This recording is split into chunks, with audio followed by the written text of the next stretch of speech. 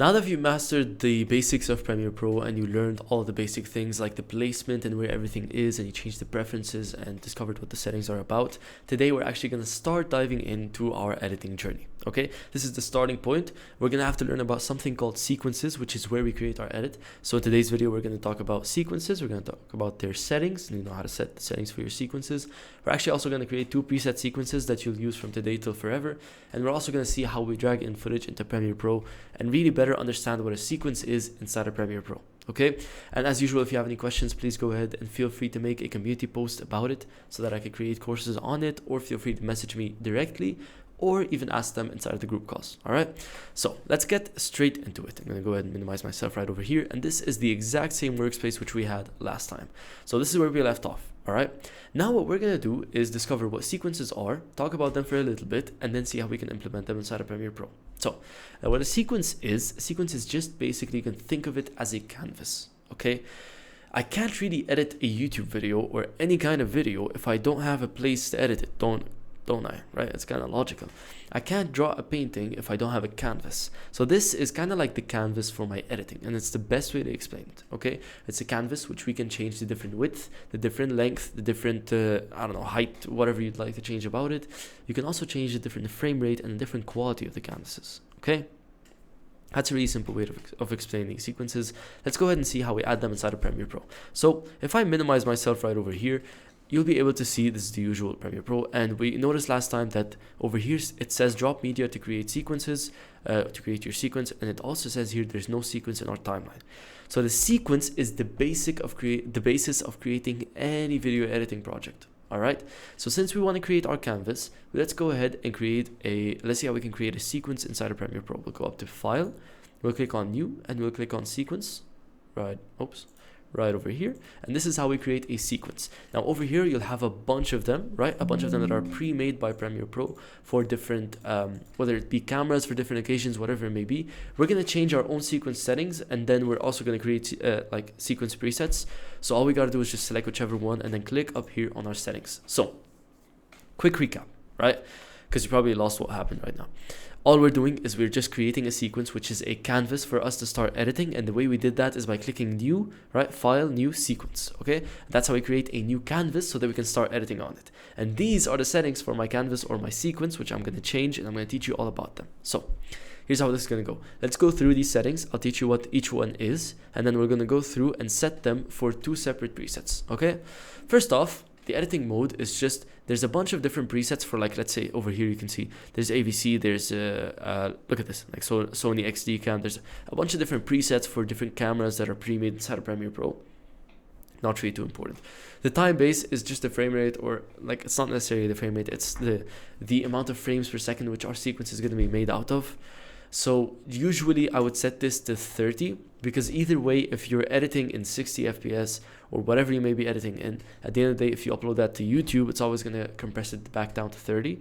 So if you add a 60 FPS piece of footage into a 30 FPS sequence, you will have to run into some issues. So I'd be careful around setting this, okay? If you want to set this to 30 frames per second, that's perfectly okay. But if you're recording, like, you know, slow-mo stuff and like that, you've got higher FPS, you might want to set this to something higher. But for now, for people who are recording YouTube videos, let's set it to 30 FPS, okay? Next up, you can set your frame size, whether it be horizontal or vertical. This is just simply the size of your frame based on pixels. And on the right side over here, we've got our ratio. Now, if you ever heard of the word aspect ratio, then you probably know what this is. The aspect ratio, right? If you take a look at our screen, this is a rectangle, and then you compare it to a TV, it's the same rectangle, just bigger. The reason being is we maintain the same aspect ratio. And the reason this is very important is so that things don't look stretched or stretched horizontally or stretched vertically. We want to maintain the same aspect ratio. What an aspect ratio simply is, in the simplest way possible, is just the amount of pixels horizontally over the amount of pixels vertically. So in this case, for every 16 pixels horizontally, I've got 9 pixels vertically. So if I set my frame size now to 1080 by 1080, you'll see my aspect ratio changes to 1, because for every 1 pixel horizontally, I've got 1 vertically. But if we want an aspect ratio that works on all screens, we'll use 1920 by 1080. Next is your pixel aspect ratio, which is which is basically like the types of pixels you're using. Just use square pixels, doesn't really matter. Fields has to do with your rendering. Display format is basically how your frame rate is displayed, you know, through your project. I would usually set this to 30 FPS, or you could just go based on frames if you'd like the project files. The projects, how do you say this? The projects, like the footage is framed to be matched within the project. I just set it to 30 FPS. Then you've got your working color space. The color space is basically the amount of colors that you've got access to.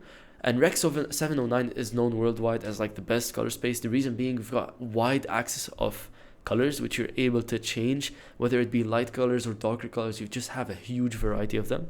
The other options are these, and they just have less access. Like if this was my color spectrum, like Rec 709 is this, the rest of them is just kind of like over here, which just means you're gonna lose a bit of the colors and they're gonna be merged, right?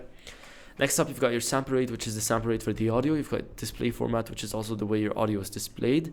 You also have the video previews, the preview format, which is how your video preview is, the format of the video previewed inside of the project file. Then you've got the codec, which is the codec of your video. You got the width and the height of your actual video, and you got a bunch of settings over here. So let's go ahead and go through and set this. Now, if I want to create a sequence or a canvas for a horizontal video, then here's what I'm going to do, right? I'm going to set the editing mode to custom. Then I'm going to make the time base 30 frames per second because that's what I like to edit in. Then I'm going to change this to 1920 by 1080 so that my aspect ratio is 16 by 9. All right. This is the average resolution for a horizontal video. 1920 by 1080 is known as 1080p on YouTube. Okay. Then I'll set this to square pixels, set this to no fields, set the display format to 30 FPS, and make sure the working color space is Rec 709. This is very important because once we get into color grading, we're going to want access to a lot more colors. Then just make sure your sample rate is 48,000 Hertz. You can change this to milliseconds or audio samples. I prefer audio samples. And then make sure the video preview is QuickTime. Usually it's by default it's Microsoft AVI. Let's set it to QuickTime and make sure that the codec it's H.264. The video codec just has to do with a bunch of settings that the video is encoded with, and I'd like to make sure that it is an H.264. Reason being, that's a preview, like we could preview that on phones very easily. Okay. And once you've done that, you can then change the width and the height of your image, which is just going to be 1920 by 1080 for me.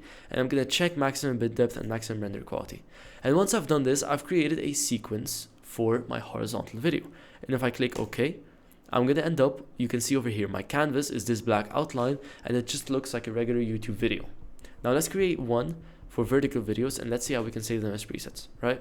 All I got to do is click File, New, Sequence, and let's save this one which we've just created. So if we go over to our settings, let's go ahead and recreate the exact same settings and save this as a preset. All we got to do is set the editing mode to custom, set this to 30 frames per second, 1920 by 1080, square pixels, no fields, 30 fps, Rec 709, 4800, etc.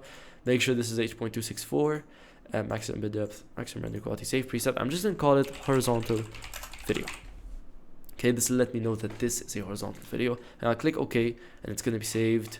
Give it a second.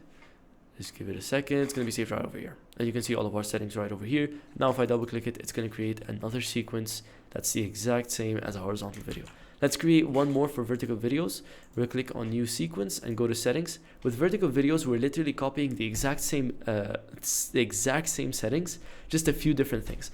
The only thing that we're going to change, if you ever noticed, a vertical video is pretty much a horizontal video tilted 90 degrees. That's literally it. Okay, so all we got to do in this case is instead of having the horizontal line be at 1920, which is the longer one, and the vertical one be the vertical line be the shorter one, which is 1080, we're going to flip those around. We're going to make the vertical line 1920, which is the longer one, and the horizontal just be 1080. And you might say, why do we use 1920 and 1080? Why can't we use different numbers? Well, because we want to maintain the 16 by 9 ratio. Now it's 9 by 16 because now instead of for every 16 horizontal, we have 9 vertical. Now for every 9 horizontal, we've got 16 vertical. Okay, and that's really it. All we got to do is now save preset and maybe save this as like a vertical video, right? And all you'll see is it just should pop up over here. And all I gotta do is double click it and it's gonna create my sequence. So now you pretty much saved yourself time for the future. You no longer have to create these manually. All you gotta do is click File, New, Sequence, and then double click on one of these so that you can use them. Okay, now let's take a look at how we drag in footage into Premiere Pro. I'm going to move myself over here to the right side and just increase my size. Oops, that's a bit too much.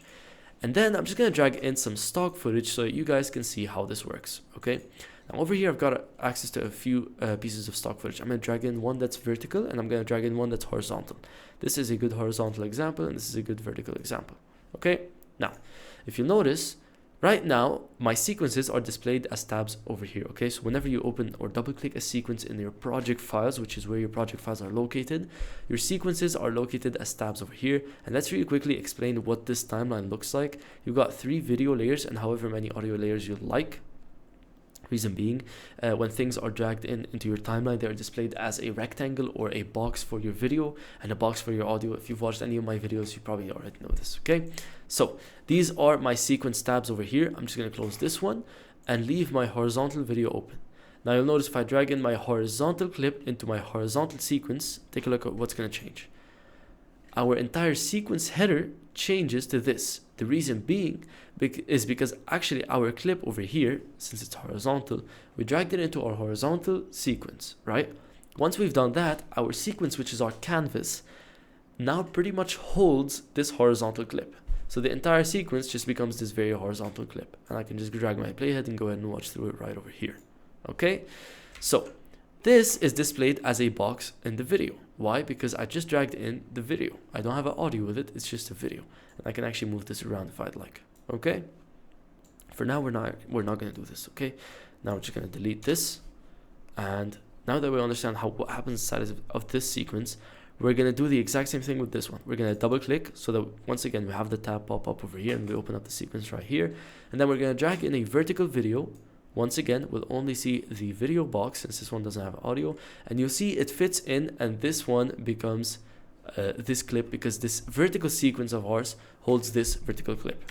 So now I want to see what happens when I open up my my horizontal sequence and drag in some vertical video.